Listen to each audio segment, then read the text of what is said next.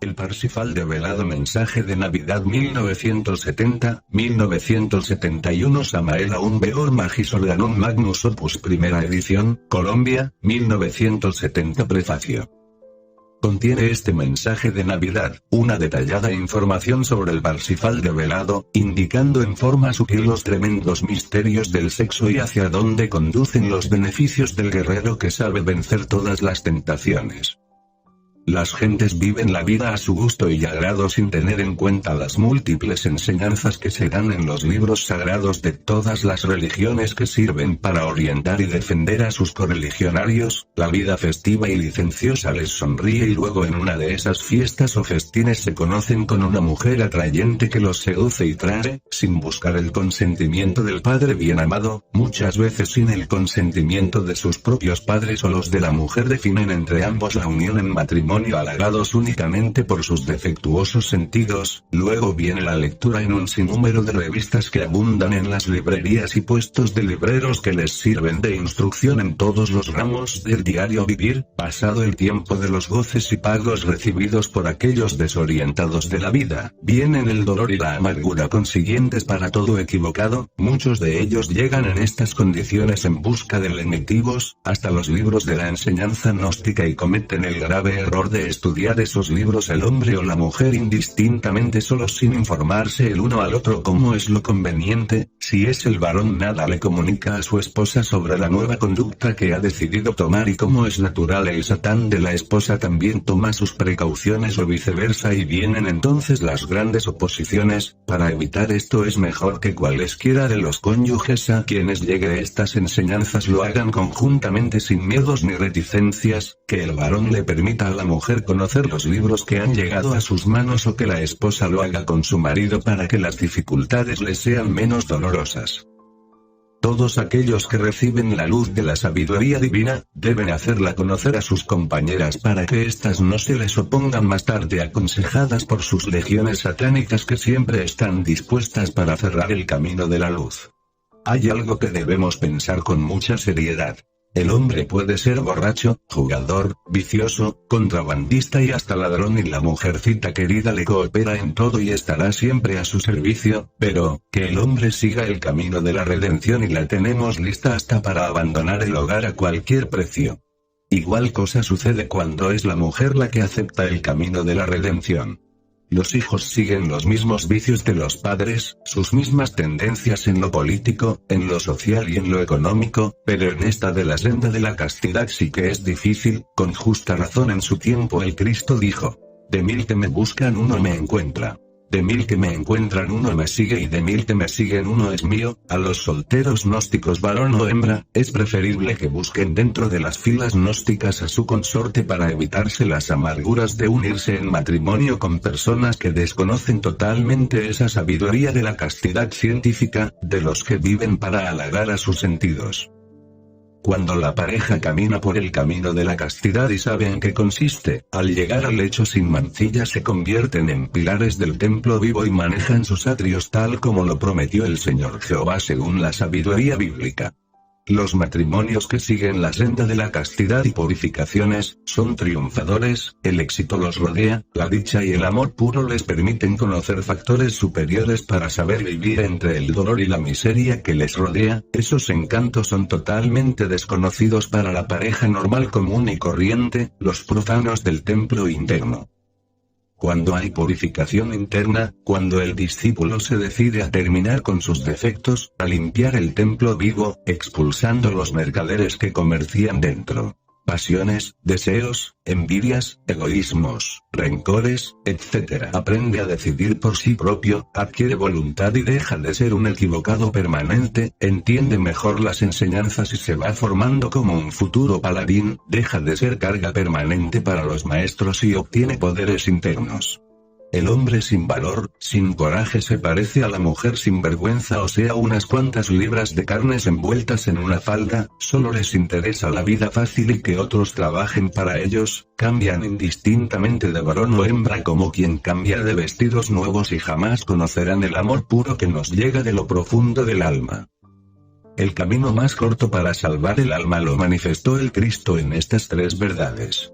Abandona lo que tienes, toma tu cruz y sígueme, o sea, abandona tus defectos, tus legiones, une el Ligan con el Johnny, sexos, y sacrifícate como yo por la humanidad. El maestro Samael Aun-Weor Avatar de la síntesis también con estas tres verdades. Hay que morir, hay que nacer, hay que sacrificarse, lo cual quiere decir, morir de instante en instante es matar nuestros defectos, o sea, expulsar los mercaderes del templo vivo. Nacer se hace con el buen uso que hagamos del sexo, transmutando las aguas de la vida para que nazcan los cuerpos solares y sacrificarse por la pobre huérfana, la pobre humanidad doliente. Así conocemos los tremendos misterios del sexo para regresar al paraíso perdido del cual fuimos expulsados por haber comido del árbol de la vida, el árbol de la ciencia del bien y del mal. Julio Medina V. Capítulo 1. El Parsifal. Mucho se ha escrito en la vida, mas es necesario profundizar. Vamos ahora a develar con mucho atino y gran acierto el Parsifal, la obra cumbre de Wagner. Quieran los dioses ayudarnos.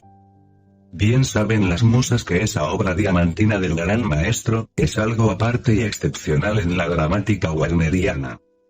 El verbo del maestro va fluyendo allí deliciosamente como un río de oro bajo la selva espesa del sol.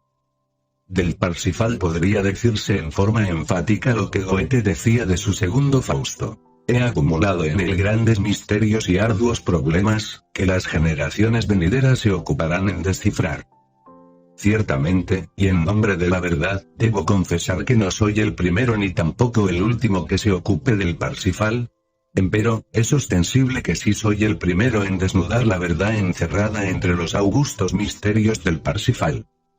Don Mario Rosso de Luna, el insigne escritor teosófico, ha dicho: en el Parsifal, el pensamiento de Wagner parece velado de intento. En efecto, y para entresacar el sentido de determinadas alusiones filosóficas, cuando se logra, tenemos que hacer gran fuerza de trabajos de adivinación y de reconcentración mental, porque en esa obra, como en una pesadilla, hallamos confundidos los elementos más diversos. Altas cuestiones de filosofía, recuerdos bíblicos y orientales, misticismos, ortodoxia, vestigios de culto católico, rituales paganos, nigromancia, sonambulismo e hipnotismo, prácticas de la caballería medieval, éxtasis, ascetismos, piedad, redención, afinidades de la naturaleza material con el alma humana, amor en su acepción más torpe, amor en su acepción más pura, a todas luces resalta con entera claridad meridiana, que Wagner fue un gran iniciado, un esoterista de fondo, un auténtico iluminado.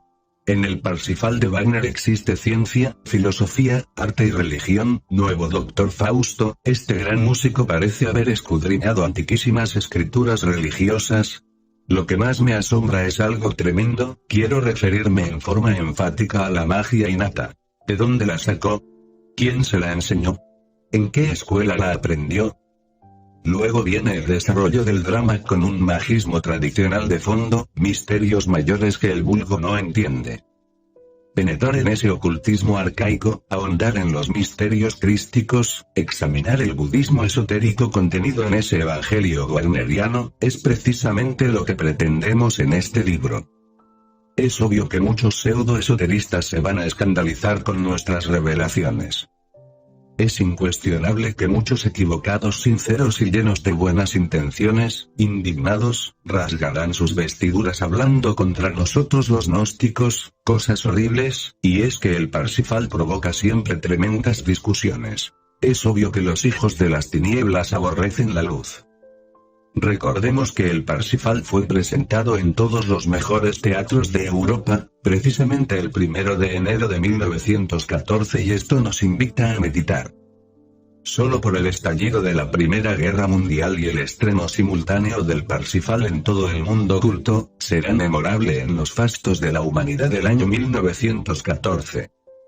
Si Wagner no hubiese prohibido la escenificación de su Magnus Opus fuera de Bayreuth, es incuestionable que el mundo la habría conocido antes. Afortunadamente, y para bien de la gran obra del Padre, la voluntad del inmortal músico no pudo cumplirse, porque sobre ella están los tratados internacionales relativos a propiedad intelectual. Es ostensible que en Alemania la protección legal de las obras concluye a los 30 años de la muerte de su autor. Como quiera que el 1 de enero de 1914 se cumplieron esos consabidos 30 años, la propiedad intelectual del Parsifal prescribió y entonces el mundo pudo conocer esa obra magistral. 1914 Misterioso connubio, Parsifal y la Primera Guerra Mundial. Es indubitable que el evangelio wagneriano resuena en los campos de batalla, es catastrófico, terrible, resplandece glorioso entre la tempestad de todos los exclusivismos. Capítulo 2 Los Caballeros del Santo Grial. Entremos en escena. El lugar de la acción podemos y debemos ubicarlo en las azulosas montañas inefables del Septentrión. En la España gótica, resulta incuestionable el que precisamente allí y no en ninguna otra parte, vea Wagner los dominios y el castillo de Monsalvat, ocupado por los sublimes caballeros templarios, terribles custodios del Santo Grial. Escrito está con caracteres de fuego en el gran libro de la naturaleza, la ley de los contrastes. Es obvio que el límite de la luz son las tinieblas. La sombra de todo santuario de gloria es siempre un antro tenebroso. No es pues, en modo alguno algo extraño el que por ahí mismo en la vertiente meridional del mismo monte, mirando hacia la España árabe se encuentre también el castillo encantado del nigromante Klingsor. Don Mario Rosso de Luna, el insigne escritor teosófico, dice: las vestiduras de los caballeros del Grial y de sus escuderos son túnicas y mantos blancos, semejantes a las de los templarios, pero en vez de la roja tau de estos, ostentan una paloma en vuelo cernido en las armas y bordada en los mantos. El paraje aquel de la escena, más que lóbrego, resulta ciertamente bastante severo y misterioso. El terreno austero, indispensablemente rocoso, de acuerdo con las tradiciones iniciáticas, resplandece en el centro con un espacio muy claro. Cualquier iluminado puede ver hacia la izquierda, el doloroso camino que llega hasta el castillo del Santo Grial. En el fondo se inclina el terreno deliciosamente hacia un lago sagrado de la montaña, la piscina sagrada, el iniciático lago de la representación de los misterios, eterno escenario de todo templo, como aún se ve en los actuales santuarios indostánicos, no podía faltar en esos dominios del Santo Grial. Después del sol y su fuego, o sea sus vibraciones fecundas despertadoras de la vida en todos los ámbitos del planeta, el agua, el elemento femenino terrestre, la gran madre o vaca nutridora, es la base misma de la vida, simbolizada en todas las teogonías con 1000 nombres lunares. Yo, Maya, Isis, Diana, Lucina, Ataecina, Calquihuitl, y tantos más. Es obvio, y todo el mundo lo sabe, que en este nuestro mundo, el fluido elemento cristalino se presenta siempre bajo dos aspectos contrapuestos. Quiero referirme al estático y al dinámico. No está de más recordar al profundo y delicioso lago siempre apacible y al tormentoso río.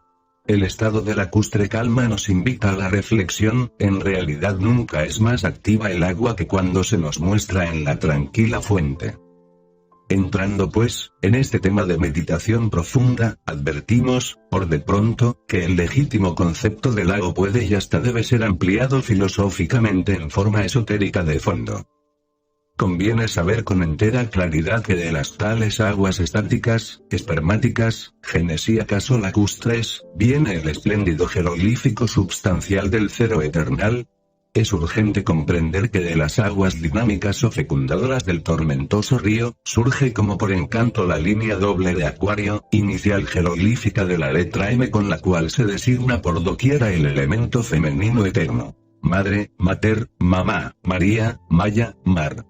La línea recta del arroyo Cantarín, atravesando atrevidamente el apacible lago, viene a formar el primitivo jeroglífico de Yo, o sea el santo Yo, fundamento tremendo de nuestro sistema decimal. Esto viene a recordarnos los símbolos terriblemente divinos de Shiva, el Espíritu Santo. El lingam negro embutido en el Yoni. Resulta lleno de honda significación en el Evangelio cristiano, el hecho concreto de que en los momentos más extraordinarios de la predicación del gran Kabir Jesús, juegan el lago y el mar un papel formidable y misterioso. El Evangelio habla claro y nos dice que al iniciar Jesús su misión, fue a Cafarnaum, ciudad marítima de la Galilea, de la que el profeta Isaías había dicho sabiamente: Pueblo que estaba en las tinieblas, vio una gran luz, y luz les nació a cuantos en sombra de muerte moraban en la tierra. Mateo 4:16. Yendo entonces el gran Kabir por la